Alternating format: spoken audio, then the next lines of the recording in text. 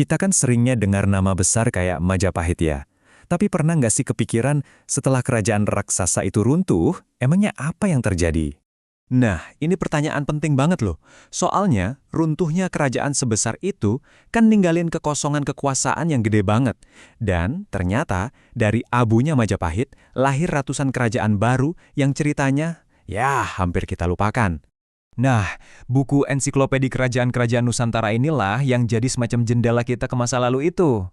Buku ini ngebuka sebuah era yang, wah, penuh gejolak, di mana lebih dari 300 kerajaan, bayangin 300, bangkit dan jatuh, dan akhirnya membentuk Nusantara yang kita kenal sekarang.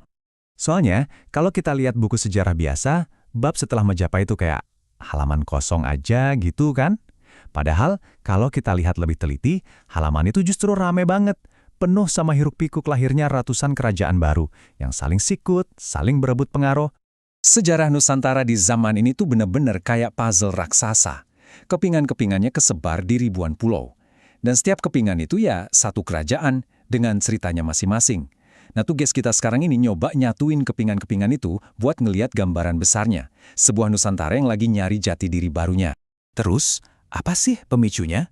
Kok bisa tiba-tiba muncul sebanyak itu? Ternyata, ada dua kekuatan besar yang datang dari seberang lautan. Dan, ini mengubah wajah Nusantara selamanya. Kekuatan yang pertama, penyebaran agama Islam.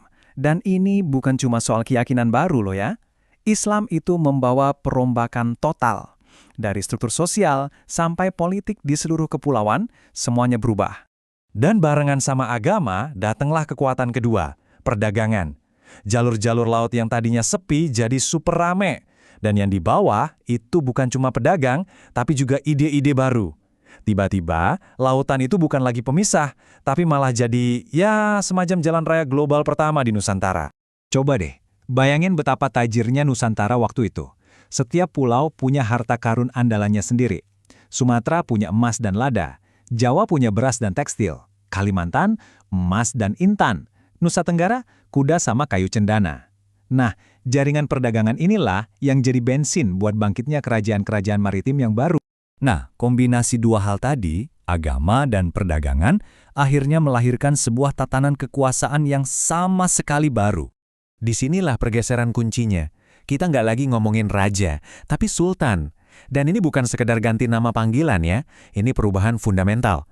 Dari hukumnya, cara berkuasanya, sampai hubungan antara penguasa dan rakyatnya, semuanya beda. Dan coba lihat deh gimana efek dominonya jalan.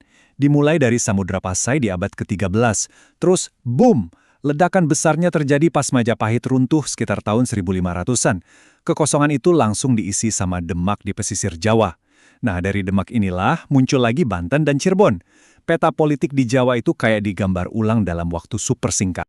Tapi di tengah-tengah dinamika internal ini, di Cakrawala mulai kelihatan kapal-kapal dengan layar yang beda. Dan kedatangan mereka ini bakal mengubah aturan mainnya selamanya. Datangnya orang-orang Eropa itu tujuannya bukan cuma buat dagang rempah-rempah ya. Ini adalah awal dari benturan peradaban. Persaingan yang sengit, konflik dan akhirnya kolonialisme. Secara perlahan tapi pasti, nasib ratusan kerajaan di Nusantara ini ditaklukkan dan diubah total. Oke, terus buat apa sih kita capek-capek belajar soal ratusan kerajaan yang namanya aja mungkin baru kita dengar? Kenapa kisah mereka ini penting buat kita sekarang di Indonesia modern? Seperti kata penulis bukunya, sejarah lokal itu bagian yang sangat penting dan tak terpisahkan dari sejarah nasional. Gampangnya gini, kita nggak bakal bisa ngerti Indonesia seutuhnya kalau kita nggak ngerti kepingan-kepingan kecil yang ngebentuknya.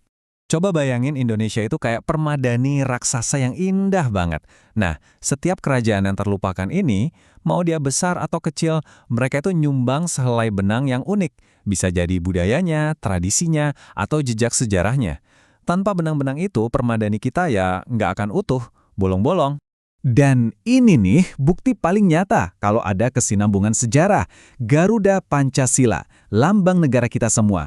Itu bukan ciptaan baru loh, akarnya bisa kita tarik jauh ke belakang sampai ke kerajaan Kahuripan pimpinan Raja Airlangga hampir 1000 tahun yang lalu. Ini tuh kayak benang emas yang nyambungin masa lalu kita yang jauh banget sama identitas kita hari ini. Jadi, kisah Nusantara yang terlupakan ini ngingetin kita akan sesuatu yang universal. Setiap tempat di dunia ini punya sejarahnya sendiri yang tersembunyi. Pertanyaannya sekarang buat kita semua, kira-kira sejarah terlupakan apa aja sih yang ada di sekitar kita, yang tanpa kita sadari udah ngebentuk dunia kita sekarang ini?